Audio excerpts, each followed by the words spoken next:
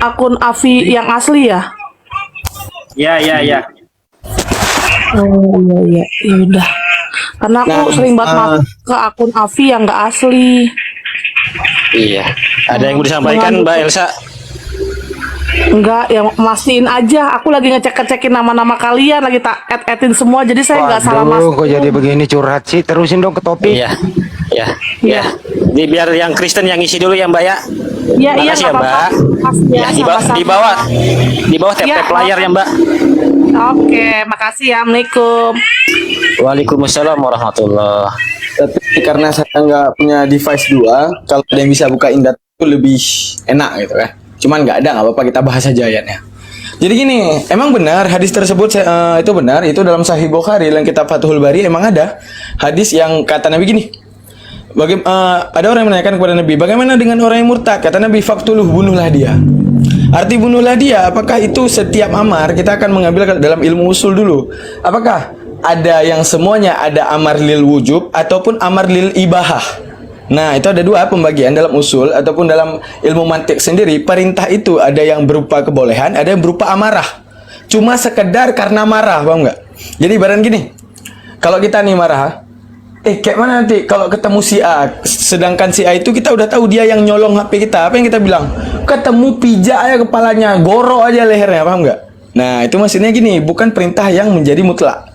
Jadi korelasi hadis yang tadi, yang dikatakan yang Bang Don Juan bawa tadi, hadis tadi, itu penunjukan gini.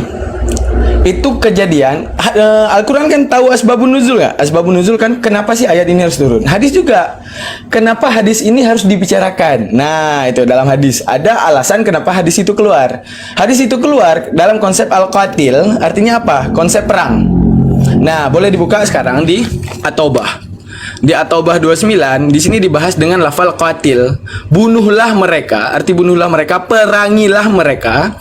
Mereka yang mana? Mereka yang yang tidak mengharamkan apa yang telah aku haramkan dan tidak membenarkan agama yang benar di situ. Dalam At-Taubah 29. Kita lihat kodeks bahasa nih, al-qatil. Al-qatil. Kenapa sih harus ada alif? Nah, ini kan yang jadi masalahnya. Jadi seperti Abang bilang, di Iran ataupun di negara mana yang alhamdulillah di negara tersebut yang murtad dibunuh itu orang yang salah mengartikan ayat, yang nggak pelajari bahasa Arab, sekalipun mereka orang Arab. Nggak semua orang Arab paham arti bahasanya sendiri. Contoh ini, al-qatil ini diperhatikan di alif ini ya. Kalau dalam bahasa kita, bahasa sendiri, astagfirullah, jatuh pula.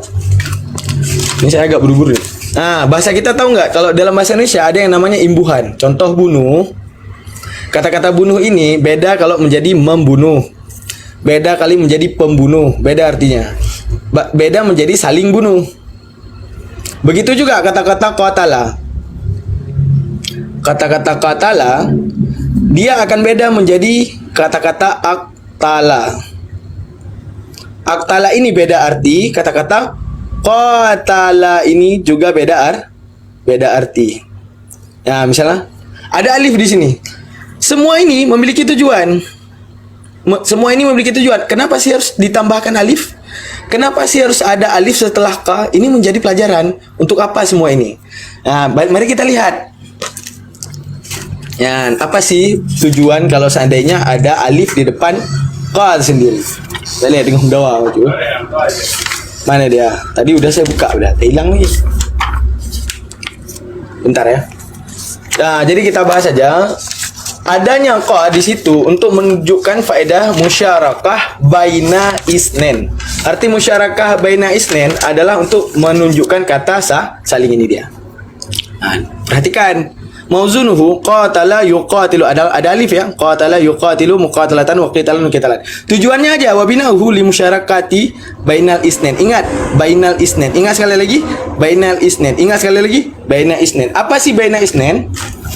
Artinya kata-kata bunuh ini jika terjadi ini dia baina isnen, di antara dua. Jadi misalnya saya buat kata-kata kan qatala Zaidun Amran, telah dibunuh oleh si Zaid kan Umar. Ini pure Zaidun ini yang bunuh Umar. Tapi kalau kata-kata qatala, ada kata-kata ini saling bunuh nih. Jadi maknanya itu saling. Nah, ada alif di sini. Nah, jadi makna Arti kata itu saling. Nah, Zaman jadi- udah ketinggian nanti nggak ngerti dia. Cukup bang kira-kira. Nah, enggak, closing aja, closing. Closingnya tuh gini, salah satu kalau di dalam saling, artinya saling dalam keadaan saling peperangan, berkecamuk perang, harbi. Yang kedua, termasuk yang halal darahnya itu murtad. Jadi jangan salah konsep, enggak semua murtad begitu murtad dibunuh, bukan. Tapi dalam kasus perang, itu menunjukkan apa? Kata Nabi, kalau di dalam perang, orang yang keluar daripada agamanya itu dibunuh. Apa jawabannya? Ada di At-Taubah 36. Apa kata Nabi? Semua orang musyrik itu sama. Tidak, Nabi mengatakan semua orang kafir itu sama. Tapi di dalam Al-Quran sendiri, orang musyrik itu sama. Di dalam At-Taubah 36. Menunjukkan apa? Musyrik itu yang pertama kafir. Dari kecilnya sudah musyrik kepada Allah. Yang kedua, riddah ataupun orang murtad. Yang dimana dia sudah mendapat kebenaran, dia musyrikan Allah. Hingga akhirnya keluarlah hadis yang tadi. Apa hadis? Apabila engkau mendapati orang murtad, maka bunuhlah dia. Dalam konsep perang. Jangan salah, dalam konsep perang. Selesai. Stop. Itu dia.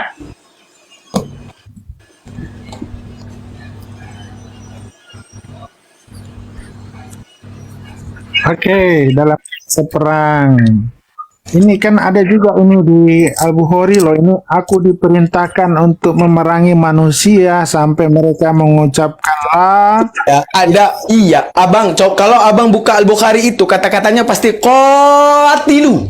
Ada alif di depan kaf. Kan saya udah bahas tadi.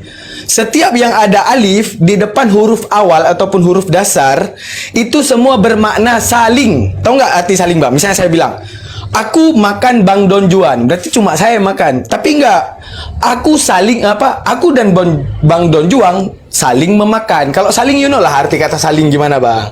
Jadi dalam bahasa Arab sendiri, kalau di depan kata-kata tersebut ada alifnya, alif mati ataupun alif ziyadah namanya, itu tujuannya untuk memberi imbuhan saling. Pasti Bang Don Juan setuju dong, dalam bahasa Indonesia saja ada yang dinamakan imbuhan. Membunuh, dengan pembunuh, dengan dibunuh, dengan saling bunuh, semuanya memiliki makna yang berbeda. Setuju ya? Nah, begitu juga kata-kata dalam bahasa Arab. Qatala, aqtala, yuqatilu, istaqtala, mustaqtilu, itu semua beda-beda, Bang. Beda-beda arti gitu, Bang. Baik, cukup. Oke, Bang Daman. Udah bro. Bang Don udah ya kembali ke topik tadi ya Bang Don ya. Ya, sebentar Bang Andi, sebentar dulu. Itu bagus penjelasannya, aku paham. Tapi ini ada sebagian di negara Arab, Afghanistan yang sekarang yang Ya kan dikuasai tadi udah oleh saya Taliban. jelaskan itu mereka salah menafsirkan apa yang dia baca. Begitu loh. Dan mereka juga kan udah dijelaskan Bang Juma tadi itu bahwa Salah orang menafsirkan. Bang Don kan udah dijelaskan tadi itu. Oke, salah menafsirkan ya. Iya kan sudah dijelaskan tadi oleh Bang Juma. Oke, nggak apa-apa. Udah, aku setuju, nggak masalah. Itu berarti salah. Teroris kan juga salah menafsirkan. Iya memang salah. Siapa bilang teroris itu baik? Salah, itu melanggar itu. Ya jelas lah. Ya Udah, Pak, udah. disederhanakan saja. Oke, kembali ke topik ya. Balik ke topik, Oke, silakan. baik. Silakan Bang Juma, apa tadi topiknya itu untuk Markus apa tuh tadi? Silakan Bang Juma. Iya, Bang Suma tadi ambil di itu. Di mana itu? Markus berapa? Markus 9 ayat 42. Apabila Markus orang 9. menyesatkanmu, maka lebih baik baginya dikalungkan batu kilangan dan dibuang ke laut. Coba buka itu. Seingat saya itu sih Markus 9:42.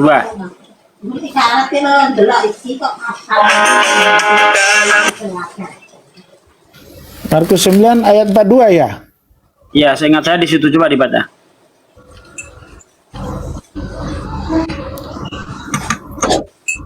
Oh iya benar.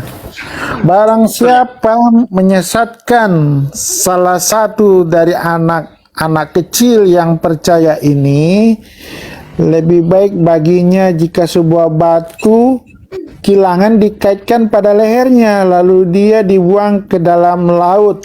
Buset. Siapa yang menyesatkan ini konteksnya di sini? Siapa yang menyesatkan ini? Konteksnya di sini. Iya, pertanyaannya gimana nih Bang? Ini siapa yang menyesatkan ini? Pertanyaannya gimana Bang? Ya artinya kalau ada orang yang ngajak murtad, ya mengajak keluar dari agama Kristen, yaitu batu kilangan ditaruh di lehernya dibuang ke laut. Oh, bukan itu maksudnya. Ini ada ayat berikutnya. Ini bukan menyangkut masalah agama yang menyesatkan, bukan. Ya, di Markus itu kan Kristen belum ada, Bang. Itu agama Yahudi di situ dulu. Oh, terus Markus Kristen kitabnya apa? Konteksnya, iya, Kristen kan kan Yesus kan ini kan kisah Yesus ini di Perjanjian Baru. Kristen belum ada, ya. Yang di situ kan agama Yahudi yang berlaku saat itu. Yesus melakukan pengajaran tentang hukum kasih, ya. Kalau di sini kita baca dulu ya supaya jangan salah tafsir ya. Ayat selanjutnya nanti ya. Barang siapa menyesatkan salah satu dari anak-anak kecil yang disebutnya anak kecil yang percaya ini, lebih baik baginya sebuah batu kilangan dikaitkan pada lehernya lalu dibuang ke dalam laut. Ada ayat selanjutnya. Dan jika tanganmu menyesatkan engkau, jika tanganmu menyesatkan engkau, penggallah, karena lebih baik engkau masuk ke dalam hidup dengan tangan kudung daripada tangan utuh, kedua tanganmu dibuang ke dalam neraka, ke dalam api neraka, ke dalam api yang tak terpadamkan. Itu ada ayat selanjutnya. Bukan bicara menyesatkan, menyangkut masalah keimanan ini. Coba kata gini, percaya itu apa, Pak? Coba Anda pahami, kata percaya itu apa? Iya, ini maksudnya bukan gini, masalah agama itu, kata percaya itu. Bukan dari agama bahasa Yunani, bukan murtad ini. Bahasa bukan Yunani skandalize juga bisa diartikan murtad. Bukan Bang. Coba kalau aku baca gini ya, ini kan di ayat selanjutnya dijelaskan lagi loh. Jika tanganmu menyesatkan engkau, ya penggallah. Skandalizo dalam bahasa Yunani itu bisa diartikan murtad juga. Iya, tapi ini kan bicara keimanan. Bahasa Yunani skandalizo di situ. Oke, skandalizo itu bisa diartikan murtad. Ya. Enggak, maksudnya gini, kalau dari ayat ini ya, ini tafsiran ya, kalau keimanan kami ya, itu kan dikatakan juga ayat selanjutnya, ya kan? Itu kan anak tadi disebut baru, kalau tanganmu menyesatkan engkau, penggallah, karena lebih engkau masuk ke dalam hidup dengan tangan kudung daripada kedua tanganmu. Maksudnya gini, kita percaya keberadaan Tuhan, kita percaya, kita mengikut Yesus ya di sini ya. Kita percaya apa yang diajarkan oleh Yesus. Tapi kita masih ada istilahnya, kita masih menyimpan, menduakan dia. Istilahnya masih menyimpan seperti ada hal-hal yang tidak ini di mata Tuhan ya, seperti kita punya jimat-jimat ya kan. Kan banyak itu orang Kristen begitu ya, banyak ya. Jadi dia percaya Tuhan tapi dia masih percaya yang sihir-sihir, percaya dukun ya. Jadi itu sama dengan menduakan Tuhan. Halo,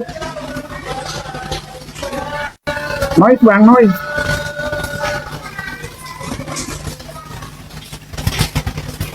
Nggak ada yang noise, terusin aja, nggak ada. Oke, ya. Tadi noise Bang. Jadi gitu, kalau kita percaya kepada Tuhan, kita harus fokus ya kepada Dia. Jangan ada hal-hal yang menduakan Tuhan ya, hal-hal ya seperti itu kita masih percaya yang hal sihir ya, guna-guna ya, yang begitu. Jadi tinggalkan semua. Jadi kalau dari salah satu anggota tubuhmu, jadi jangan karena itu yang menghambat engkau untuk menerima keselamatan. Terkadang begitu, kita sebagai orang percaya masih juga percaya hal-hal yang di luar dari keyakinan kita kepada Tuhan. Banyak yang begitu maksudnya. Jadi kita harus tanggalkan. Jadi kalau tanganmu menyesatkan engkau, potonglah. Ya kan? Atau matamu, cungkilah. Kan ada ayat juga yang lain yang mengatakan itu. Kalau matamu yang menyesatkan engkau, ya melihat sesuatu yang kurang baik, ya ibarat seperti gitu, cungkilah. Begitu. Jadi kita harus mengenal Tuhan itu ya dengan sepenuh hati. Ya, jangan suam-suam kuku istilahnya gitu, Bang. Jadi bukan ini murtad yang maksudnya dia dari agama sebelumnya dia pindah baru ini kan dia sebut anggota tubuh loh. Iya kan? Begitu, Bang. Oke, silakan.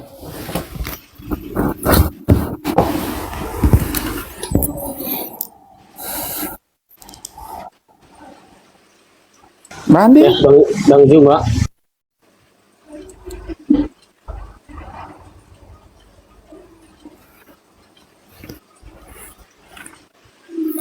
Cek, Bang, cek. Oke. ya normal. Suara saya kedengaran? Iya, baik. Ada beberapa data di dalam Bible yang memang konsentrasinya terhadap perintah membunuh orang yang murtad atau yang mengajak murtad. Jangan mendengarkan dia, janganlah engkau merasa sayang padanya, jangan mengasihi dia, jangan menutupi salahnya, tetapi bunuhlah dia. Engkau harus melempari dia dengan batu sehingga dia mati. Ulangan 13 nomor 6 nomor 10. Ulangan 17 nomor 5 yang saya katakan tadi, laki-laki atau perempuan itu harus kau lempari dengan batu sampai mati. Ulangan 13 nomor 20, maka bunuhlah dengan mata pedang penduduk kota itu.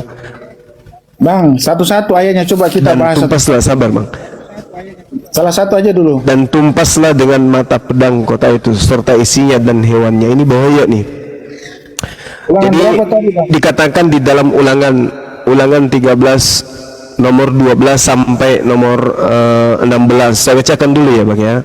Apabila di salah satu kota yang diberikan Tuhan Elohim kepadamu untuk diam di sana, kau dengar orang berkata, ada orang-orang durzila tampil dari tengah-tengahmu yang telah menyesatkan penduduk kota mereka dengan berkata, mari kita berbakti kepada ilah lain yang tidak kamu kenal. Maka haruslah engkau memeriksa, menyelidiki dan menanyakan baik-baik. Jika ternyata benar dan sudah pasti bahwa kekejian itu dilakukan di tengah-tengahmu, ini belum murtad, baru diajak untuk menyembah ilah lain, maka bukan cuman yang mengajak itu yang dibunuh, tapi yang diajak pun harus dibunuh.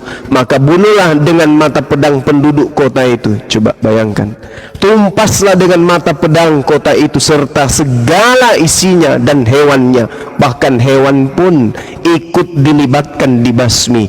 Orang-orang yang tidak terkait pun dihabisin. Seluruh jarahan harus kau kumpulkan di tengah-tengah lapangan dan harus kau bakar habis kota itu dengan seluruh jarahan itu sebagai korban bakaran yang lengkap bagi Tuhan Elohim.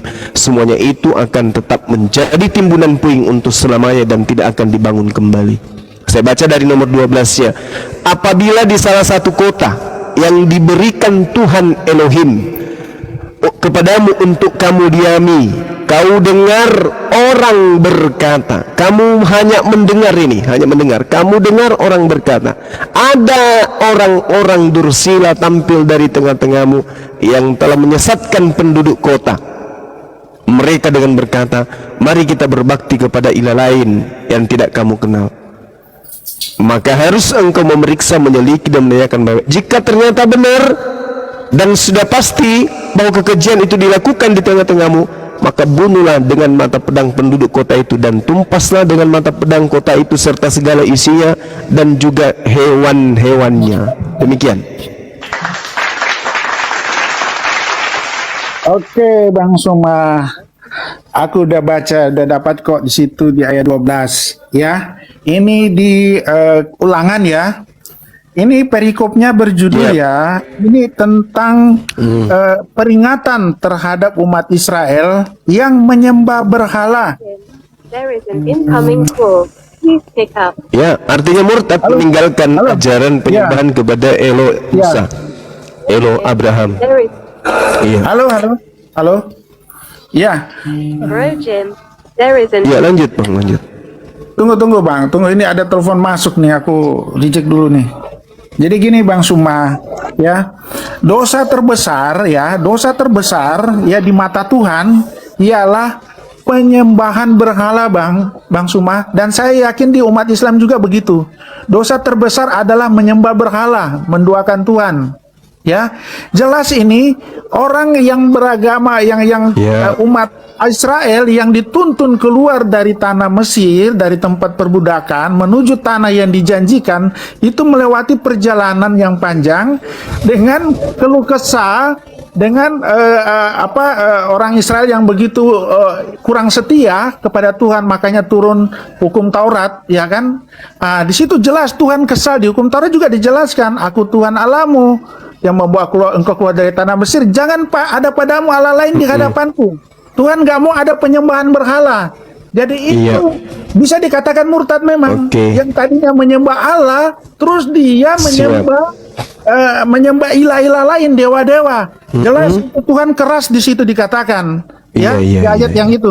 Jadi jelas Bang, ini penyembahan berhala ini. Ya, bukan dia dari agama Yahudi pindah ke agama lain, bukan. Ini penyembahan berhala yang tadinya percaya kepada Allah Elohim, ya, tiba-tiba dia menyembah berhala. Nah, itu maksudnya Bang. Iya, jadi itu Bang, orang yang menyembah berhala itu hukumannya itu kafir. Baik. Iya kan? Kalau misal, udah. Silakan. Ya. Udah ya. Jadi kalau misalnya Jadi kalau misalnya di tengah-tengah mereka muncul kemudian orang yang mengajak menyembah Yesus, maka mereka wajib dibunuh, diperangi semua ya kan sama ya Israel. Benar nggak Bang? There is an incoming call. Please pick up. Misalnya penjelasan There is an incoming call. Please pick up. Bang Juan, Bang Don Juan itu di mute dulu aja dulu. Tunggu Pak. Ya, jadi kalau misalnya penjelasan Abang ini dijadikan sebagai standarisasi daripada Yesus, maka wajarlah kemudian orang-orang Yahudi tidak mau menyembah Yesus. Karena ternyata kalau menyembah ilah lain selain daripada ilah yang berfirman kepada Musa, Nabi Musa alaihissalam, maka perintahnya bunuhlah. Jadi kalau ada misalnya misionaris yang datang di tengah-tengah orang Yahudi mengajak menyembah Yesus, maka misionarisnya ini wajar kalau dibunuh. Betul nggak?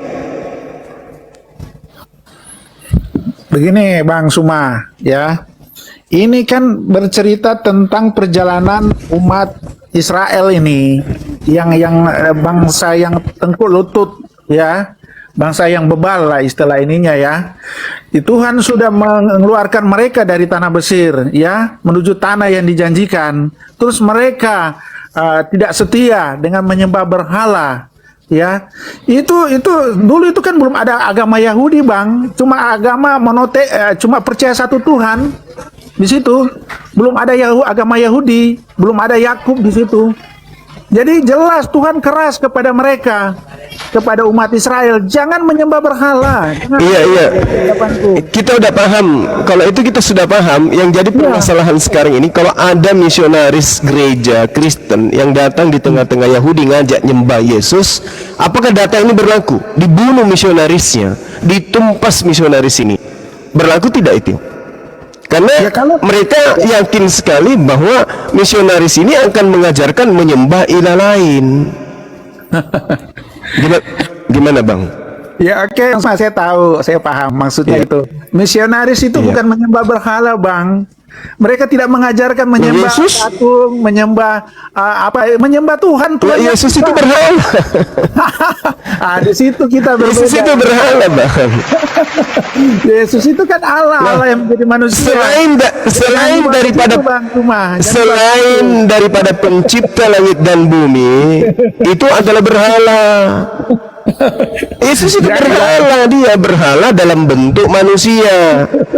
Nah sekarang pertanyaannya adalah, ketika ada misionaris orang Kristen datang di tengah-tengah orang Yahudi mengajarkan menyembah anak Maria, pantas tidak dibunuh oleh orang Yahudi? Itu poinnya. Itu berbeda. Kok jadi tertawa ya? Konteksnya. Loh kok berbeda? Di Kristen itu mengajarkan menyembah satu Tuhan Bang. Cuma bukan menyembah berhala. Iya. Dengar, Yesus itu berhala. Mana berhalanya? Coba jangan tertawa dulu. Kita lihat di dalam kitabnya orang Yahudi, Hosea 11 nomor 9. Aku tidak akan melaksanakan murkaku yang menyala-nyala, tidak membinasakan Efraim kembali, sebab aku ini Allah dan aku bukan manusia. Yesus manusia atau bukan?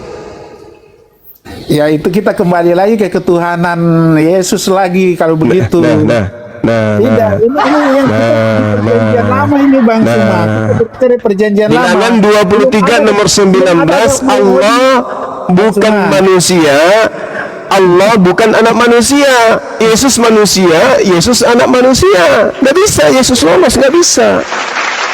Begini Bang Yeremia Suma. 10 nomor 6, sabar. Yeremia 10 nomor 6. Tidak ada yang sama seperti Elohim. Ya Tuhan, Engkau maha besar. Tidak ada yang sama seperti Engkau. 2 Samuel 7 nomor 22. Sebab itu Engkau maha besar, ya Tuhan Allah, sebab tidak ada yang sama seperti Engkau.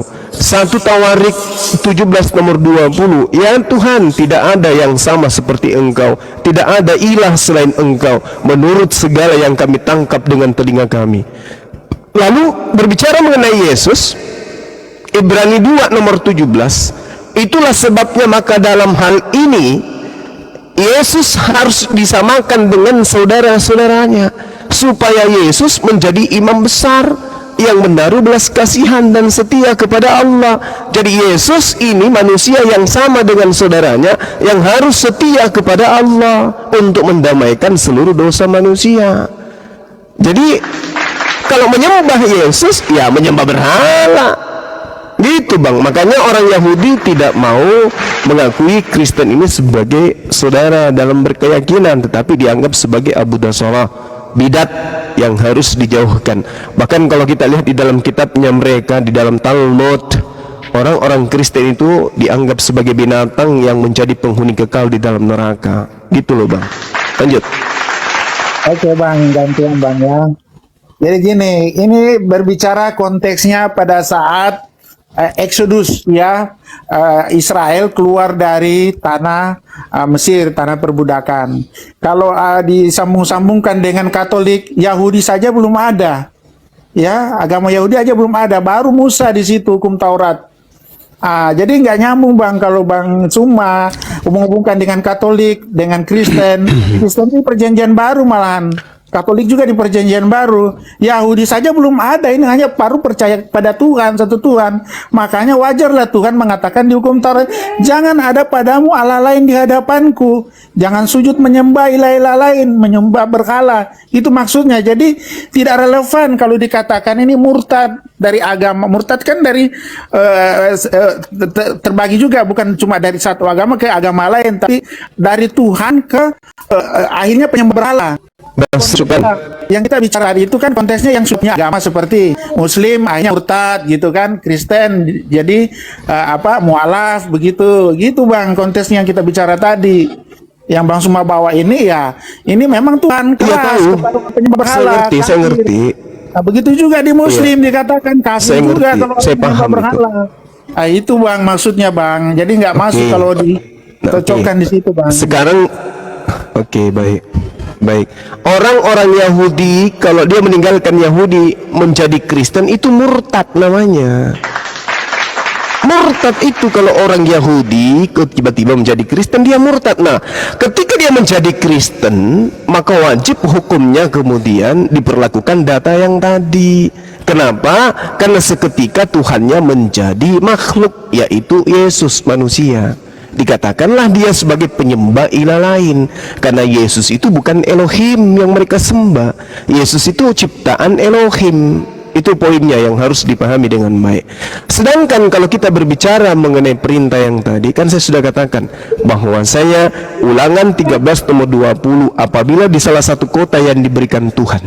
Nah, kota yang diberikan misalnya tanah Kanaan, tiba-tiba muncul misionaris di sana mengajak menyembah kepada Yesus, harus dijalankan, ditegakkan hukum ini, dibunuh. Nah, yang terkait ini tanda-tanda akan dibunuh yang terjadi terhadap ajaran misionaris yang masuk ke Yerusalem atau di tanah Kanaan misalnya. Coba kita lihat bagaimana viralnya orang-orang Kristen yang memikul salib tiba-tiba diludahin, dianggap mereka sebagai Abu Dasarah, dianggap sebagai najis, dianggap orang-orang haram, dianggap sebagai orang-orang bidat penyembah berhala. Itu fakta, Bang. Makanya orang Yahudi berdiri, orang Kristen juga berdiri, Islam juga berdiri. Bedanya, Islam tidak mengaku berasal dari Yahudi, itu Islam. Kalau Kristen mengaku berasal dari Yahudi. Sementara Yahudinya diajarkan waspadalah kepada serigala yang nyamar domba. Maksudnya waspadalah kepada non-Yahudi yang ngaku Yahudi. Kalau Islam, ya Islam, bukan Yahudi. Islam, Al-Quran tidak berasal dari perjanjian lama, bukan penggenapan dari perjanjian lama. Al-Quran itu berbeda dengan perjanjian baru, dituliskan untuk dicocok-cocokkan dengan perjanjian baru milik orang Yahudi. Nah, satu hal, 30 detik yang harus dipahami oleh orang Kristen sedunia adalah kitab yang mereka genggam menjadi satu clipping dengan perjanjian baru itu sebenarnya bukan perjanjian lama. Justru yang dikatakan oleh Kristen perjanjian lama sebenarnya itu adalah perjanjian baru. Di mana itu tertulis? Yeremia 31 nomor 31, 32, 33. Aku akan mengadakan perjanjian baru. Dengan siapa? Dengan Bani Israel dan Bani Yuda. Apa perjanjian barunya? Aku akan memasukkan hukum Taurat ke dalam batin setiap Bani Israel. Kesimpulannya adalah satu, Tuhan mengadakan perjanjian baru dengan Bani Israel, Bani Yehuda. Dua, simpul kedua, hukum perjanjian baru, hukum Taurat adalah perjanjian baru. Dua simpul ini tidak bisa dirubah. Dua simpul ini tidak bisa dirubah. Sedangkan Tuhan tidak pernah melakukan perjanjian baru dengan orang Romawi, orang Yunani alias Kristen. Demikian, Bang.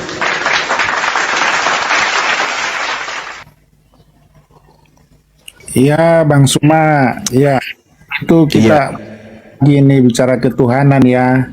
Ya seperti tadi dari awal-awal Bang Suma naik ya, saya udah jelaskan bahwa kalau berbicara ketuhanan ya kan sampai kiamat juga kita nggak ketemu karena agama itu ya subjektif ya, intinya agamamu agamaku gitu kan. Tapi ya teman-teman hanya itu bagaimana Anda mengatakan Kristen ketuhanan Yesus? Ya saya jawab yang sesimpel-simpel aja ya, karena begitu besar kasih Allah kepada dunia ini, dia mengaruniakan anaknya yang tunggal supaya setiap orang percaya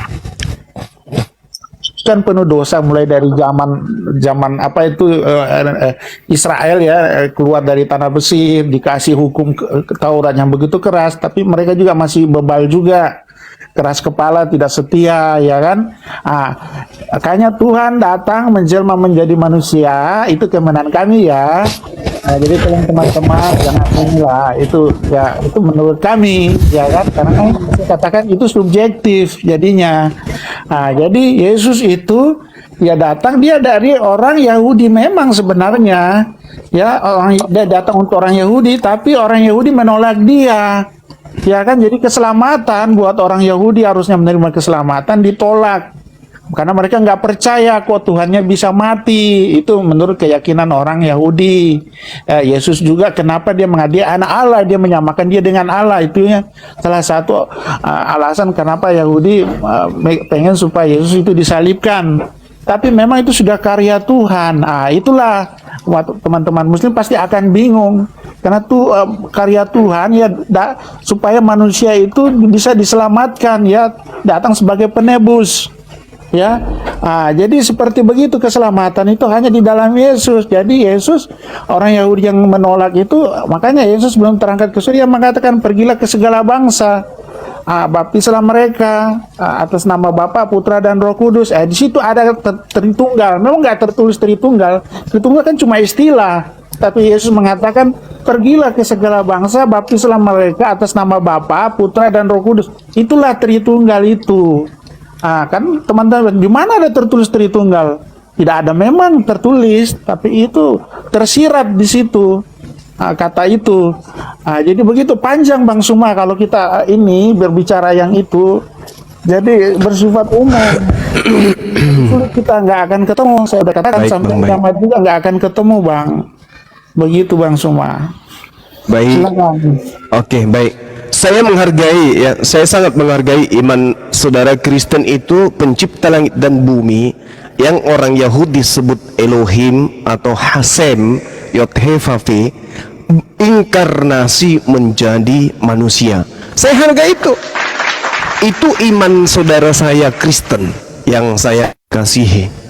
Mereka mengimani Tuhan kita, Tuhan yang menciptakan kita ini berinkarnasi menjadi makhluk, bahkan sampai pada level menjadi mayat. Itu iman saudara saya Kristen. Saya hargai itu. Tetapi permasalahannya kemudian ketika ditanya, untuk apa pencipta langit dan bumi kita menjadi mayat? Apa jawaban saudara Kristen?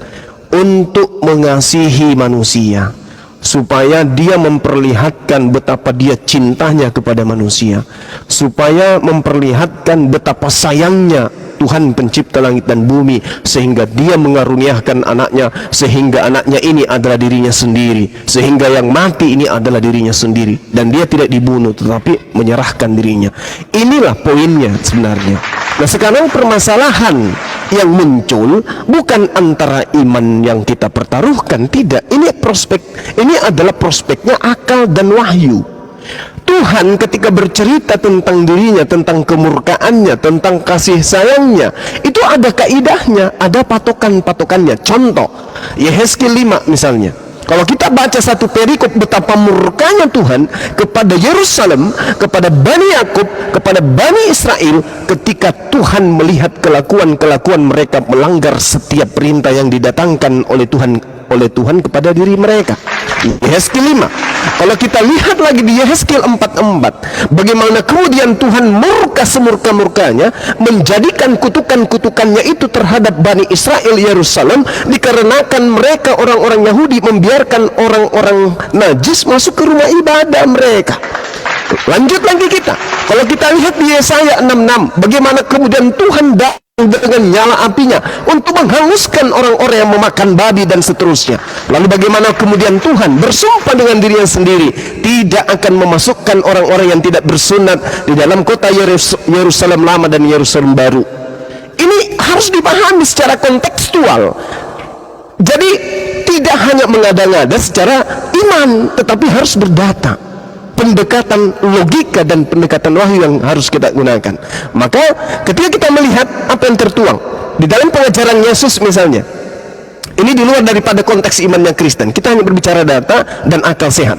Yohanes 7 nomor 49, apa kata Yesus? Orang banyak ini yang tidak mengenal hukum Taurat terkutuk. Coba, orang yang tidak mengenal hukum Taurat terkutuk.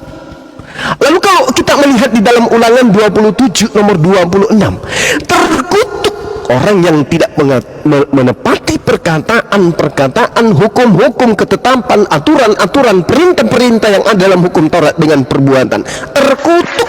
Coba. Jadi Yesus mengatakan terkutuk orang yang meninggalkan hukum Taurat.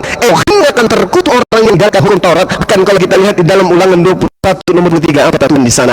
Maka janganlah mayatnya dibiarkan selama-lamanya pada tiang, tetapi haruslah engkau kuburkan dia pada pagi hari itu juga. Sebab orang manusia yang digantung secara terkutuk Elohim, jangan engkau menajiskan tanah yang diberikan Tuhan Elohim kepadamu menjadi milik pusakamu. Ini sadis loh.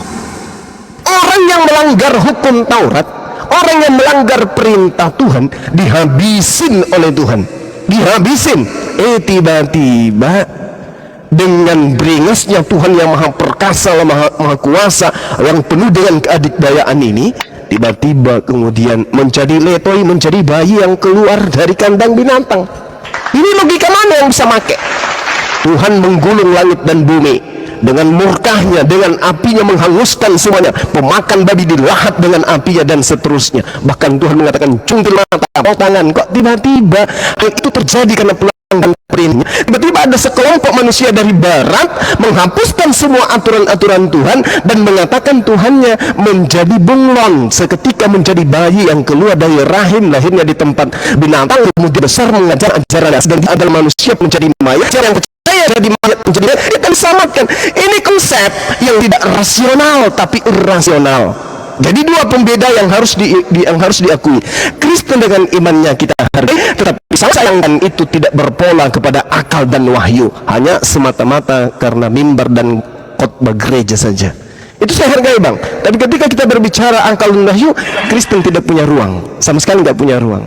Kristen hanya bisa diimani dengan dogma dan doktrin. Jangan sekali-sekali menggunakan akal sehat ketika Anda ingin menjadi orang Kristen atau ingin tetap mati dalam keadaan Kristen. Ketika berbicara Bible, jauhkan akal Anda dari Bible, maka Anda akan mati dalam keadaan Kristen. Percaya sama saya. Silakan. Oke, Bang Suma, luar biasa. Bang Suma ini mungkin hampir tiap hari baca Alkitab ya. Ya, tapi ada Insya juga Allah, Bang. ada juga yang saya luruskan, Bang Suma. Ya, itu tadi Bang Suma mengatakan begitu besar kasih Allah itu, dia tahu juga ayatnya itu ya, karena kasih Allah kepada manusia, Allah menyayangi umatnya, itu saya garis bawahi. Itu memang di situ tertulis. Tapi ada berapa yang saya luruskan, yang menyangkut masalah hukum Taurat ya. Hukum Taurat itu hukum keras loh. Itu memang itu untuk orang-orang umat Yahudi pada saat itu, orang Israel, karena mereka kan bangsa yang setia, bangsa Israel. Itu ya, makanya Tuhan menurunkan hukum Taurat. Ya, hukum Taurat itu keras buat mereka karena mereka juga nggak setia. Ya, mereka masih bikin patung dari sapi emas, ya. Padahal Musa sudah ada di situ, kayaknya diturunkan hukum Taurat. Jadi hukum Taurat itu seperti Tuhan mengangkat pedang kepada umatnya. Begitu kerasnya Tuhan kepada umat Israel pada saat itu. Tapi mereka juga masih sampai sekarang juga, coba lihat tuh Israel apa yang dilakukan di sana, ya kan? Jadi tapi makanya muncul ayat, karena begitu besar kasih Tuhan kepada manusia ya, umatnya, maka ia mengaruniakan anaknya, itulah Yesus ya.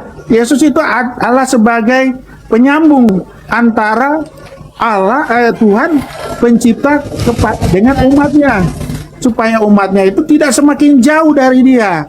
Jadi Yesus itu sebagai penyambung juga ya, hubungan manusia dengan Allah. Karena di perjanjian lama manusia untuk mencapai Allah kan susah. Allah itu maha besar. Berbuat dosa ya harus bikin pengorbanan apa yang hewan binatang yang layak, yang baru bisa diterima. Tapi dengan datangnya Yesus tidak harus seperti begitu lagi. Sudah cukuplah Yesus mati di kayu salib, ya kan? Jadi apa ya tadi saya katakan? Ya itulah hukum Taurat itu. Yesus datang menyempurnakan hukum Taurat dengan hukum kasih. Kasihilah Tuhan Allahmu dan kasihilah sesamamu. Jadi dia menyempurnakan hukum kasih itu kan. Hukum Taurat tidak semua orang bisa melakukan hukum Taurat. Tidak semua, karena hukum Taurat itu ya itu mata ganti mata, gigi ganti gigi. Jadi itulah hukum kasih. Jadi nggak perlu lagi menjalankan hukum Taurat yang begitu keras. Tapi kalau mau jalannya tidak masalah kalau yang sanggup. Tidak ada ini, karena itu masih berlaku. Yesus mengatakan, aku tidak mengubah hukum Taurat setitik pun. Tapi Yesus menyempurnakan hukum pertama dan terutama yaitu hukum kasih. Kasihilah Tuhan Allahmu dan kasihilah sesamamu manusia. Ya seperti begitu Bang Suma. Saya nggak terlalu panjang kok. Silakan. Baik Bang. Jadi kalau kita berbicara mengenai kasih nih, itu betul. Yesus itu adalah utusan Tuhan yang mengajarkan kasih. Itu harus diimani. Umat Islam mutlak hukumnya mengimani itu. Bahwa Nabi, Rasul yang datang kepada Bani Israel, yang umat Islam sebut Nabi Isa alaihissalam, yang teman Kristen sebut Tuhan Yesus, betul, itu mengajarkan kasih. Kita harus akui, sekarang permasalahannya muncul lagi nih, ketika kita berbicara mengenai kasih. Sebelum kita ke sana, kita lihat apa yang dituangkan oleh Nabi Musa alaihissalam di dalam kitab Ulangan menurut iman kita, saudara kita Kristen. Ulangan 30 nomor 11. Sebab perintah-perintah ini yang kusampaikan kepadamu pada hari ini tidaklah terlalu sukar bagimu dan tidak pula terlalu jauh untukmu. Jadi sebenarnya tidak ada yang sukar. Hukum Taurat itu yang mana yang sukar? Jangan makan babi, nggak sukar kok. Apalagi puasa nggak sukar, jangan buat patung nggak sukar, apalagi hormati orang tuamu, nggak ada yang sukar. Dia hukum Taurat itu nggak ada yang sukar. Tak ada yang suka di hukum Taurat itu. Oh, hanya orang yang mengada-adakan bentuk penolakan kekufuran terhadap perintah itu yang mengatakan sukar. Sebenarnya ajaran Kristen itu lebih sukar. Jauh lebih sukar ajaran Kristen itu daripada hukum Taurat. Karena kalau di ajaran Kristen dikatakan salah satunya, barang siapa yang meminta kepadamu, jangan kau katakan tidak, tapi berikan apa yang dia minta dan jangan pernah kau tolak. Itu perintah di Kristen. Jadi kalau ada yang minta biji mata, kasih. Itu lebih berat ajaran Kristen sebenarnya. Tapi kita tidak ke situ. Sekarang arahnya tentang ajaran kasih. Yesus mengatakan hukum utama itu adalah kasihi Allah, kasihi Elohim, kasihi Tuhan. Itu betul. Jadi hukum yang terutama itu harus diutamakan. Tidak ada guna hukum kedua dilaksanakan kalau hukum utama tidak didirikan.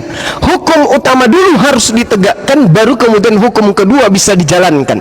Tidaklah orang bisa disebut sarjana kalau dia tidak lulus SMA dulu. Harus SMA dulu baru bisa dikatakan lulusan sarjana. Jadi kalau ada orang punya ijazah S1 tetapi kemudian dia tidak punya ijazah SMA, yakin dan percaya, selama Anda waras, yakini bahwa ijazahnya itu pasti palsu.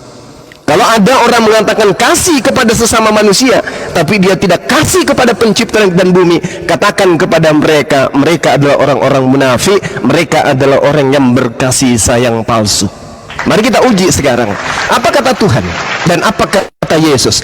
Kasihilah Allah, kasihilah Elohim, kasihilah Yod He Vav He Hasem dengan segenap akal budi. Nah sekarang permasalahannya, perintah mengasihi itu termaktub di dalam kitab Ulangan 11 nomor 1.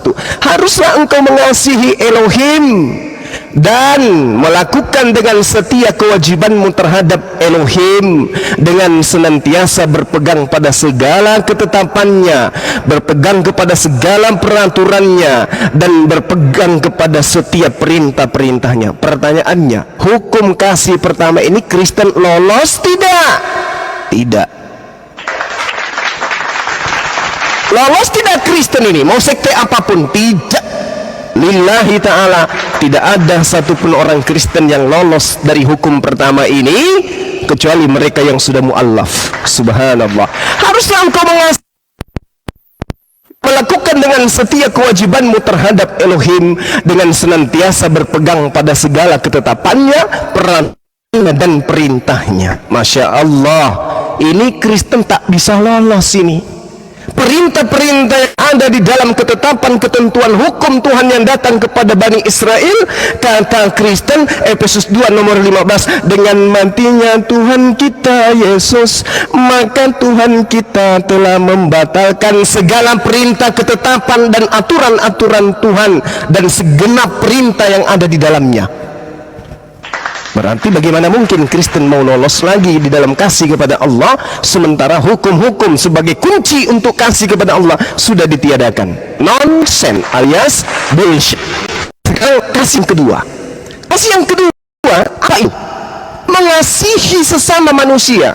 Dengan apa cara mengasihi? Mengajarkan ketetapan, peraturan, ketentuan, hukum-hukum dan perintah-perintah Tuhan kepada mereka dan mereka jalankan supaya jalan manusia, supaya hidupnya dan kelak akan masuk ke dalam surga. Apa pembenarannya? Markus 9 nomor 42 yang tadi.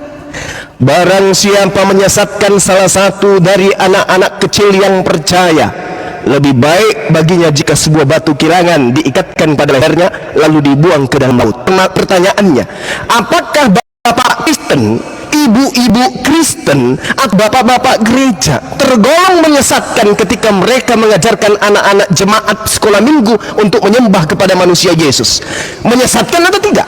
Menyesatkan.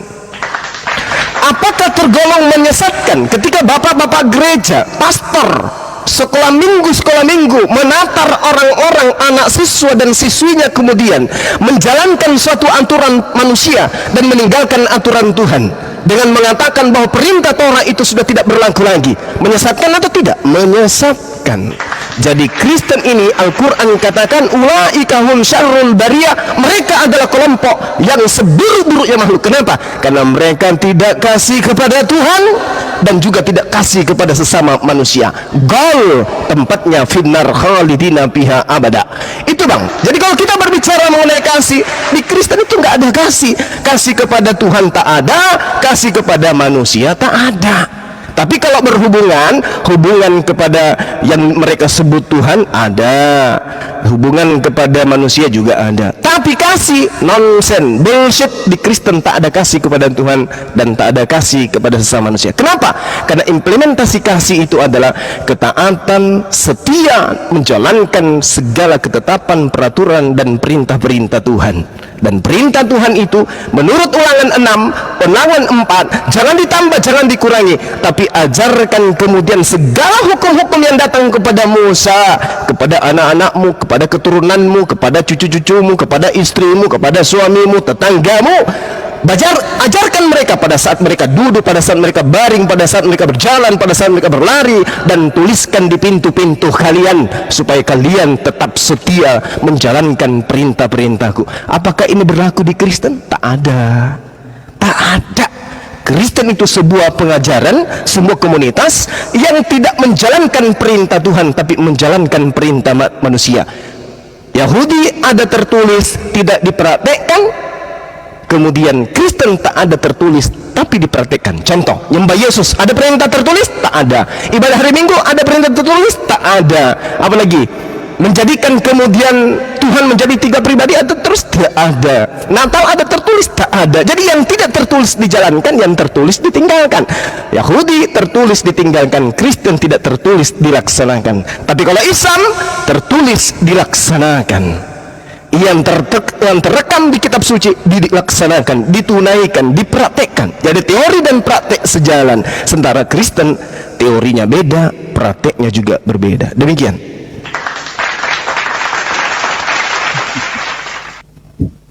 Iya, jadi gini Sambil Bang. ngopi teman-teman, silakan. Oke, nah, makin seru ini, makin seru. Di sini tadi Bang Suma ada mengatakan bahwa perintah hukum Taurat itu tidak susah kan? Ya itu ada hukum Taurat banyak isinya, ya. Tapi untuk itu ya, di sini dikatakan di Yakobus 2 ayat 10 bisa dibuka. Dikatakan di sini. Barang siapa menuruti seluruh hukum itu, tapi mengabaikan sebagian darinya, ia bersalah terhadap seluruhnya. Jadi hukum Taurat itu, kalau hanya 1 atau 2 dijalankan, ya yang lain tidak, ya itu sama dengan sia-sia. Jadi sama dengan tidak ada gunanya. Jadi hukum Taurat itu harus dijalankan secara keseluruhan. Dia tidak bisa dipilah-pilah. Begitu. Dia menjalankan sebagian saja, sebagian tak, itu nggak bisa. Itu dijelaskan di Yakobus 2 ayat 10. Barang siapa menuruti seluruh hukum itu, tetapi mengabaikan satu bagian daripadanya, ia bersalah terhadap seluruhnya. Itu di hukum Taurat. Hukum Taurat itu yang berapa? Mata ganti mata, gigi ganti gigi. Orang berzina dihukum dirajam sampai mati. Makanya tidak semua orang yang melaksanakan hukum Taurat, ya kan? Makanya itu dikatakan di situ, ya hukum kasih. Yesus datang menyempurnakan hukum Taurat. Karena kalau cuma satu dijalankan, sebagian dijalankan, sama saja tidak dijalankan. Itu yang dikatakan di situ di surat Yakobus, bahwa hukum Taurat itu ya harus sepenuhnya dijalankan. Makanya hukum Taurat itu sulit untuk dijalankan. Ya, makanya Tuhan itu begitu keras kepada mereka karena mereka juga orang bebal. Bangsa bebal pada saat itu, kurang setia. Orang Israel pada saat itu. Jadi kembali ke Yesus ya. Ya, itulah kalau bicara hukum kasih. Kasihlah Tuhan Allahmu dengan segenap hati dan segenap jiwamu dan akal budimu, dan kasihlah sesamamu manusia. Itu yang hukum itu yang sekarang yang berlaku. Jadi kalau apa yang terjadi sekarang ada orang Israel yang mengimani hukum Taurat, ya wajar lah mereka di sana itu perang di sana itu, ya. Jadi kita tidak mengimani hukum Taurat, bukan tidak mengimani, artinya kita sudah dihukum kasih, bukan lagi dihukum Taurat. Ya biarlah orang Israel aja di sana yang pegang itu hukum Taurat. Nah, jadi nggak salah itu mereka perang di sana, memberangus orang yang tidak bersalah, mata ganti mata, seperti itu yang terjadi. Karena kita sekarang sudah hidup di hukum kasih. Setelah kematian Yesus, ya memang dijelaskan hukum Taurat lagi sudah tidak berlaku karena Yesus sudah mati, dia sudah menebus dosa kita. Nah, itu di keimanan Kristen, Bang. Jadi kalau tidak orang Kristen tidak menjalankan hukum kasih, ya orang pribadinya ada, semua orang Kristen juga bisa menjalankan itu. Nah, tapi tidak digeneralisir bahwa hukum kasih itu tidak bisa dilaksanakan. Ya kita bicaranya kayak oknum aja, orang pribadi. Begitu sama dari Muslim. Ada juga yang oknum yang sesat gitu, walaupun dia beragama. Nah, begitu Bang Suma. Jadi ya seperti itu ya. Jadi saya nggak bicara panjang kayak Bang Suma itu kalau wah ceramah. Iya, sorry. Baik. Jadi panjang. Iya. Saudara saya kemudian ingin menyatakan bahwasanya di dalam hukum Taurat meninggalkan satu sama dengan meninggalkan semuanya. Itu tepatnya bukan di Yakobus 3 tapi di Yakobus 2. Gini.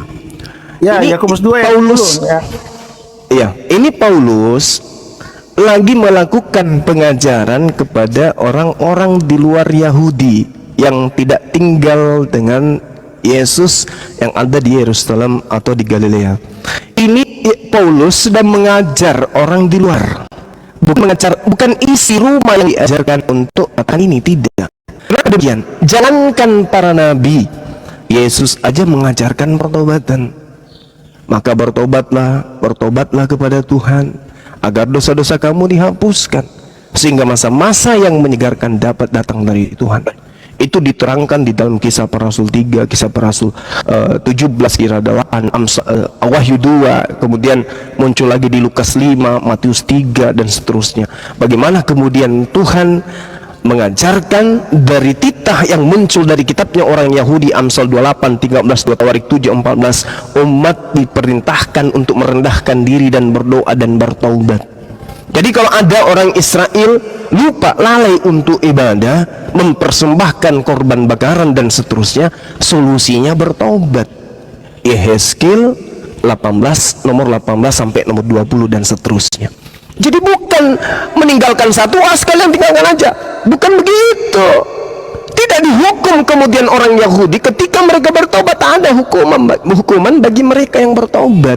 Sementara sementara yang Paulus lakukan, beliau mencoba untuk mendoktrin bahwa hukum Taurat itu memang pada dasarnya tak berguna. Dia adalah sampah, Filipi 3 dan seterusnya, Roma 3, Roma 7 dan seterusnya. Memang Paulus sudah menggariskan kepada non-Yahudi bahwa hukum Taurat itu menyesatkan, hukum Taurat itu adalah sampah, hukum Taurat itu adalah sengat maut. Itu pengajaran Paulus memang. Jadi kalau dia mengatakan barang siapa menuruti seluruh hukum itu tetapi mengabaikan satu bagian daripadanya, ia bersalah terhadap seluruhnya. Apa maksudnya ini? Karena memang dia akan mengajarkan hukum Taurat itu nggak berlaku lagi. Yang berlaku adalah ajaran kasih. Sayangnya salah konsep. Ajaran kasih itu bukan orang datang kita elus-elus, orang marah sama kita senyumin, orang kecelakaan kita kasih obat, orang kena musibah kita kasih indomie, orang sakit dibawa ke rumah. Itu bukan kasih yang dimaksud di dalam pengajaran Yesus. Kasih yang dimaksud adalah mengasihi manusia dengan mengajarkan manusia mentaati perintah Tuhan. Makanya tadi kan Markus kita sudah baca, Markus 9:42, barang siapa menyesatkan salah satu dari anak kecil. Nah sekarang anak-anak ini bapaknya Kristen, mamanya Kristen, ketika bapak ibunya mengajari dia menyembah manusia bernama Yesus, itu menyesatkan atau tidak? Menyesatkan. Harusnya yang diajarkan ke anaknya menyembah Elohim yang datang kepada Nabi Musa, bukan yang datang di kandang binatang, bukan. Makanya saya katakan Bung, ketika saudara berbicara siapa yang meninggalkan Taurat dan tidak siapa yang melakukan Taurat tapi meninggalkan satu maka semuanya gagal. Tidak. Contoh, kita ambil Keluaran 20 dari 10 hukum. Kalau dia tidak menghargai orang tuanya atau dia tidak melakukan sabat, dosa, ya dosa. Bagaimana caranya kemudian untuk menghapuskan dosa? Bertobat, berserah diri kepada Tuhan, kembali kepada aturannya. Makanya dikatakan oleh Yesus Yohanes 7:49 yang mereka tidak kenal Taurat terkutuk. Begitu juga di dalam Ulangan 21:23, Ulangan 26:27. Orang yang tidak mempraktekkan hukum Taurat terkutuk. Tapi kalau mereka bertaubat kemudian dosa-dosanya terampuni. Makanya Yesus mengatakan bertaubat. Perintah bertobat itu jelas ada. Nah sekarang kalau perintah yang satu nih yang dilanggar, menyembah ilah lain, ini yang tidak diampuni selama orang tersebut kemudian tidak bertobat kembali menyembah kepada Eloh yang benar. Jadi tidak ada itu hukumnya Tuhan ketika dilanggar satu maka percuma taat. Contoh misalnya umat Islam, percuma mereka kemudian mendirikan sholat kalau mereka tidak puasa. Tidak kayak begitu. Percuma mereka kemudian sholat kalau mereka tidak tutup aurat. Bukan begitu. Tutup aurat itu hukumnya sendiri, sholat itu hukumnya sendiri, puasa itu hukumnya sendiri. Jadi bukan mengatakan saya nggak usah sholat deh. Kenapa? Karena saya tidak berhijab. Oh bukan kayak gitu. Silakan Anda tidak berhijab kalau memang Anda tidak mendapatkan poin ilmunya, tapi salat adalah sebuah kewajiban bagi setiap umat Islam.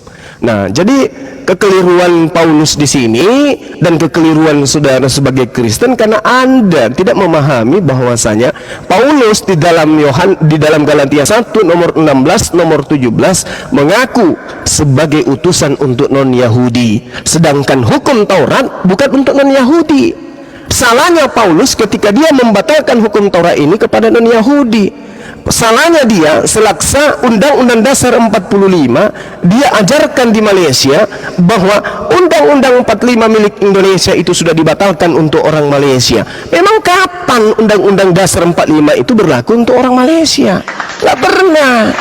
Jadi Paulus mengatakan ini tidak berlaku, ini tidak berlaku. Itu untuk non-Yahudi lah, memang nggak berlaku. Jadi kalau orang Yahudi seperti Kristen tidak itu sesuai dengan hukum Taurat, ya memang karena hukum Taurat itu perjanjian baru untuk Bani Israel dan Bani Yehuda. Sementara Kristen bukan Bani Yehuda, bukan Bani Israel. Kristen itu adalah sekte ajaran baru yang dibentuk oleh Paulus, ajaran baru dia. Seperti itu Bang. Makanya kalau kita kembalikan kepada tema kita tadi, berbicara terkait dengan apa yang dibahas lebih awal, maka jelas Tuhan itu memang tidak sama seperti manusia. Tuhan bukan manusia, bukan anak manusia. Tuhan bukan manusia, bukan anak manusia. Yesus adalah manusia.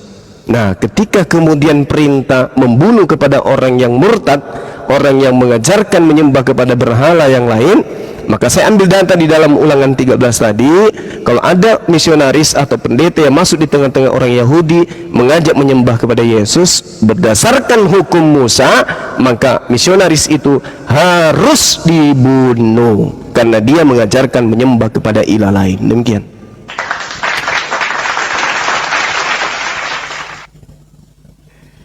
Ya Bang Suma, jadi kita berbeda di situ ya, berbeda tentang keyakinan, beda tentang pendapat pikiran kita di situ, makanya jatuhnya ke subjektif lagi, ya kan? Jadi Bang Suma ya nggak meyakini Yesus, ya. Ada beberapa hal yang memang tadi yang Bang Suma narasikan itu jatuhnya memang di ketuhanan. Jadi yang ketemu kita di situ karena subjektif, semua itu subjektif. Tapi kalau berbicara kasih, berbicara kebaikan, ya itu objektif, bukan objektif karena semua di Islam Kristen itu mengaku itu. Itu bersifat universal. Tapi saya lihat narasinya Bang Suma tadi lebih banyak memang pendapat-pendapat keyakinan yang diyakini secara subjektif sesuai dengan keyakinan Bang Suma. Jadi kita berbeda di situ Bang Suma. Menyangkut siapa Yesus, ya menurut Anda, menurut kami berbeda. Isa dengan Yesus kan berbeda, dari situ aja sudah berbeda. Isa disalib, Isa tidak disalib, Yesus disalib, ya kan? Jadi itu sudah jelas. Ya, Yesus lahir di mana, Isa lahir di mana.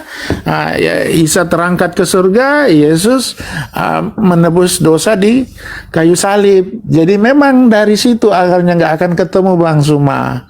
Makanya tadi kalau mau bahas yang begini, kita bahas yang ayat-ayat yang lain aja, yang kurang dipahami di Alkitab, ya, yang kadang salah tafsir. Karena kita memang ya di Kristen itu ada ayat yang mengatakan jangan menafsirkan sesuai dengan keinginan kita sendiri, ya harus ada bimbingan Roh Kudus. Sedangkan saudara-saudara Muslim, Bang Suma itu kan, saya mengakui Bang Suma Alkitab itu dari Kejadian sampai Wahyu juga, tapi belajar tapi tidak kini itu berbeda, Bang. Jadi seperti ibarat kita membaca tapi tidak membaca atau menghafal tapi kurang dipahami, atau makan tapi tidak dikunyah, begitu. Tapi kalau di Kristen kita membaca dan kita pahami, karena kita didorong dengan kuasa Roh Kudus. Karena kami yakin percaya di situ, karena kita dengan saudara Muslim kan lebih mengedepankan memang akalnya. Kita iman, bukan berarti di Kristen nggak memakai akal, tapi Tuhan mengajarkan ya beriman dulu baru berakal. Begitu, bukan berakal dulu. Kalau berakal dulu ya kita nggak bisa tahu eksistensi Tuhan. Ya itu yang dipakai orang ateis. Mereka tidak percaya Tuhan karena mereka menggunakan akal, tidak memakai keimanan. Begitu. Jadi kita saling menghargai saja. Jadi saya sih nggak masalah Bang Suma bilang Yesus itu manusia atau apa ya. Karena menurut keyakinan Bang Suma seperti itu. Ya, karena ini agama sifatnya subjektif, Bang Suma. Ya, subjektif. Agamamu dan agamaku itu kan ada ayatnya juga di situ. Seperti itu. Jadi kita sudah berbeda di situ, Bang. Jadi kita hanya ya diskusi-diskusi, bolehlah diskusi-diskusi, tapi nggak bisa kita memaksakan keyakinan. Baik. Gitu. Silakan, Bang Suma. Baik. Oke, baik, saudara saya ya. Jadi ini yang sesi terakhir buat saya karena di sini sudah mau maghrib. Jadi gini, kalau saudara saya ini mengatakan kita berbeda, iya jelas kita berbeda, Bang. Kami mengimani Isa alaihissalam diselamatkan oleh Allah, tidak terjadi penyaliban. Yang disalib, yang Anda imani bernama Yesus. Oke? Jadi Nabi Isa yang diselamatkan, yang disalib ini jatahnya orang Kristen. Nabi Isa ini jatahnya umat Islam, yang tidak disalib jatahnya umat Islam, yang disalib jatahnya orang Kristen. Oke, kita beda karena manusia masing-masing ada. Kami jatahnya adalah orang yang diselamatkan dari penyaliban, sementara saudara Kristen jatahnya adalah orang yang disalibkan. Sekarang mari kita lihat, kita uji keotentikan berdasarkan akal dan iman. Tuhan mengatakan di dalam Amsal 6 nomor 16, 6 perkara yang dibenci, salah satunya membunuh orang yang suci, dan 7 kekejian di hati Tuhan, salah satunya menumpahkan darah orang yang suci. Yesus orang yang suci, tertulis di mana? Kisah Para Rasul 4 nomor 30. Oleh nama Yesus hambamu yang suci. Satu. Yang kedua, Keluaran 23 nomor 7, jangan engkau membunuh orang yang tidak bersalah. Yesus tidak bersalah. Kenapa? Dia hamba yang suci, berarti tidak punya salah. Jangan kau membunuh orang yang tidak berdosa. Yesus tidak berdosa. Kenapa? Karena Yesus adalah orang yang suci. 2 poin. Ini pengakuan iman umat Islam. Nabi Isa tidak disalibkan, yang disalibkan itu adalah orang yang tidak suci, pengkhianat, orang yang fasik yang menggantikan dia kemudian. Nah, apakah Tuhan ada membenarkan kaidah Islam? Ada. Tertulis di mana? Mari kita lihat apa yang tertuang di dalam Amsal nomor 11 nomor 8. Orang benar diselamatkan dari kesukaran, orang yang fasiklah yang akan menggantikannya. Subhanallah. kaidah Islam Nabi Isa alaihissalam adalah orang yang suci, kaidah Kristen ada pengkhianat yang mengkhianati Yesus yang kemudian disalibkan. Nah ini kena nih. Lalu kemudian di Amsal 21 nomor 18 jelas tertulis di sana, orang fasik dipakai sebagai tebusan bagi orang yang benar, pengkhianat sebagai ganti orang yang jujur. Yesus orang suci, berarti Yesus orang jujur. Yesus orang suci, berarti Yesus orang benar. Yudas adalah orang yang fasik, Yudas adalah pengkhianat. Yang disalib adalah orang yang pengkhianat. Yang disalib adalah orang yang fasik, yang disalib itu adalah pengkhianat. Siapa yang menggantikan orang yang jujur dan orang yang benar ini? Adalah murid yang berkhianat. Sekarang siapa yang mengimani penyaliban? Kristen. Yang disalib siapa? Berdasarkan Amsal 21 nomor 18, Amsal 11 nomor 8, yang menggantikan orang baik, orang jujur, orang suci adalah pengkhianat. Siapa pengkhianatnya? Yohanes 6 nomor 70, akulah yang memilih yang 12 dari engkau wahai murid-muridku, satu di antaramu adalah iblis. Yang iblis inilah pengkhianat, yang disalib ini adalah yang menggantikan kemudian Yesus. Sekali lagi saya katakan kepada saudara, jatah kami adalah oknum yang datang kepada Bani Israel diselamatkan oleh Tuhan. Jatah Anda adalah orang yang mati secara terkutuk di atas tiang salib. Sekarang giliran Anda untuk merenungkan, kira-kira yang dibunuh orang yang benar, orang yang dikasihi Allah, orang yang disayangi Allah, orang yang menjadi anak tunggal Allah, atau pengkhianat yang menjadi korban dari iblis dan korban jadi pengkhianat dari imam Yahudi dan rabi-rabi Yahudi serta mahkamah agama. Anda yang merenungkan itu. Umat Islam merdeka dalam hal ini karena nabinya diselamatkan, sementara Tuhan Anda mati dengan terkutuk di atas tiang salib. Itu penderitaan yang sangat-sangat mengenaskan. Saya kira begitu teman-teman sekalian. Terima kasih Bang Don atas diskusi kita yang terjalin baik sore hari ini. Kepada teman-teman host dan guru-guru saya, terima kasih yang memberikan ruang kepada saya. Tempat saya sudah maghrib. Mudah-mudahan apa yang saya sampaikan ada nilai positif yang dijadikan edukasi. Kalau ada negatifnya itu murni dari saya sendiri yang masih belajar tentang kebenaran. Demikian untuk sementara. Subhanallahumma bihamdi, asyhadu an la ilaha illa anta, astaghfiruka wa atubu ilaih. Salam tauhid, salam satu Tuhan. Jayalah Islamku, jayalah Indonesiaku. Allahu Akbar. Assalamualaikum warahmatullahi wabarakatuh. Waalaikumsalam warahmatullahi wabarakatuh. Oke, sebelum saya mengakhiri juga, saya bisa statement terakhir seperti Bang Suma? Boleh lah. Boleh ya, Bang Andi ya. Oke, jadi saya jawab juga dulu Bang Suma mengenai statement Bang Suma tadi. Yesus mati di kayu salib, ya kan, dia mengambil ada beberapa ayat-ayat di perjanjian